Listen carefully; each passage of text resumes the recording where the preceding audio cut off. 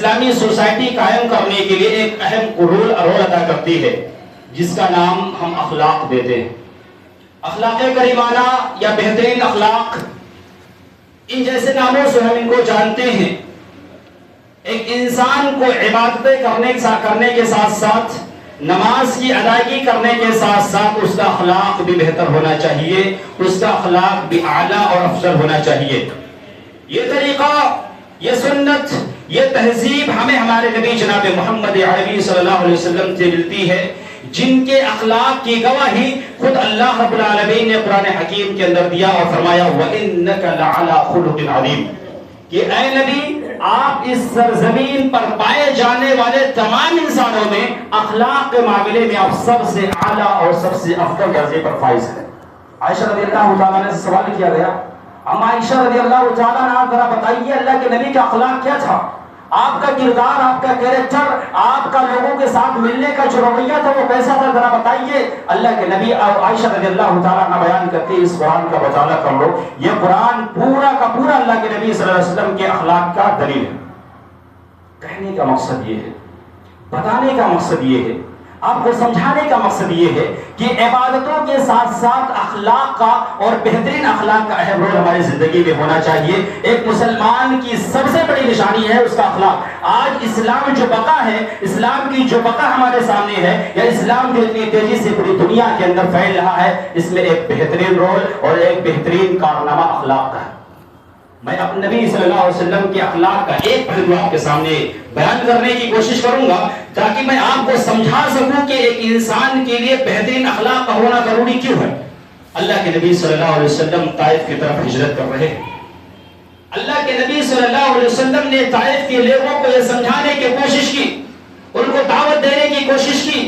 اللہ کے نبی صلی اللہ علیہ وسلم طائف پہنچے، طائف کے تمام لوگ موجود ہیں۔ اللہ کے نبی صلی اللہ علیہ وسلم نے کہا ہے طائف کے لوگوں، میں تم سے مالا دولت مانگنے کے لیے نہیں آیا ہوں، میں تم سے اپنی عزت کروانے کے لیے نہیں آیا ہوں، میں تم سے کسی بڑے سوال کرنے کے لیے نہیں آیا ہوں، بلکہ میں تم سے صرف ایک چیز چاہتا ہوں، قولوا لا الہ الا اللہ تفلحوا۔ اے طائف کے سرزمین پر پیدا ہونے والے انسانوں، صرف میری ایک دعوت پر لبیک کہہ دو، صرف تم میری ایک بات کو مان لو، دعوت یہ ہے لا الہ الا اللہ تفلحوا، صرف لا الہ الا اللہ کے کلمے کو بلند کر لو، تم کامیاب ہو جاؤ گے۔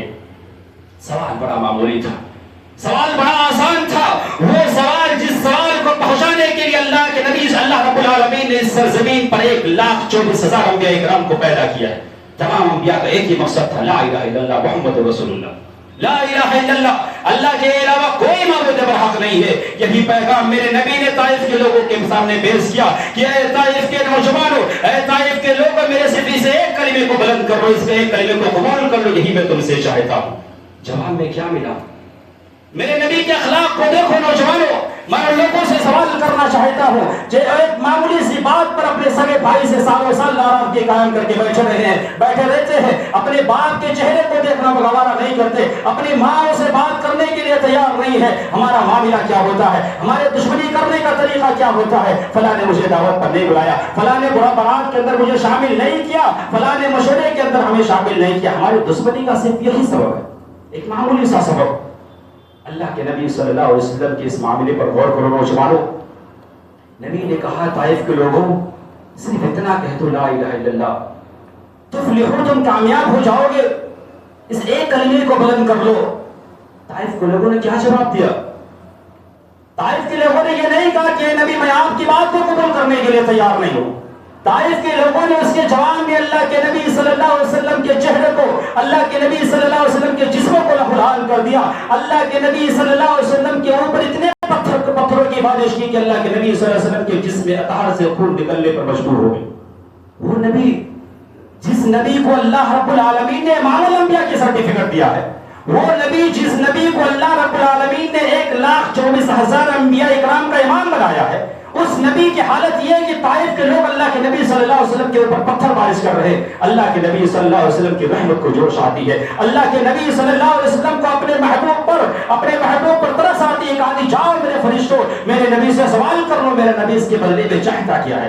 نبی کے اخلاق پر، نبی کے طریقے پر، نبی کے اس طرز پر قربان جاؤ نوجوانوں۔ اللہ کی قسم کہتا ہوں، اگر تم اپنے دل کے اندر ذرہ برابر بھی جذبہ رکھتے ہو میرے نبی سے محبت کرنے کی، تو آج سے اس کینے کو، آج سے اس حسد کو، آج سے دشمنی کو، آج سے آپسی بغاوت کو، آپسی دشمنی کو ختم کر دو، کیونکہ میرا نبی جو آگے ظلم کہنے والا ہے وہ ایک نوجوان کے اندر، ایک مسلمان کے اندر، ایک انسان کے دل و دماغ کے اندر گردش کرنا چاہیے. کتنا بہترین جملہ میرے نبی نے اختیار کیا تھا. اللہ آسمان سے آواز دیتا ہے، اے میرے نبی، اے میرے فرشتوں، جاؤ